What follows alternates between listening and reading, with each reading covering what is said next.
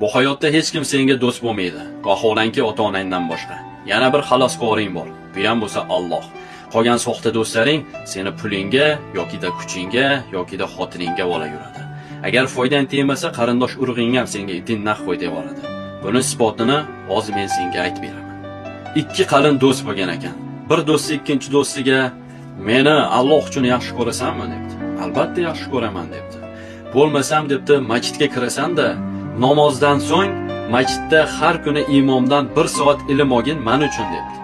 "Sababi nima?" desa, "Sababi imomni xotinni yaxshi ko'rib qoldim. Shu bilan 1 soat men ko'rishib kelaman" debdi. Har kuni debdi. Do'stini Alloh uchun yaxshi ko'rgani uchun do'sti rozi bo'ldi va har kuni masjidda namozdan so'ng imomdan 1 soat ilm olar ekan. Kunlar o'tib do'stini ilmi oshib ketibdi-da, imomga nisbatan mehri oshibdi va bugun debdi, "Ilm olganimdan so'ng imomga barchasini aytib beraman" deb o'ziga o'zi qasd qilib boribdi. Va ilm olgandan so'ng imomni to'xtatib, "Sizga gapim bor" debdi. "Qanaqa gap? Gapiravering" debdi.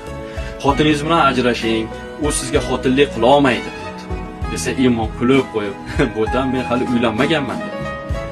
Haligi bola boshini ushlab qopti-da, uyiga yugura sola ketibdi. Uyga borsa, eng yaqin qalin do'sti o'zini uyidan chiqib turgan ekan. Shuncha mahalgacha do'stini xotini bilan yurgan ekan. Mana sizlarga isbot.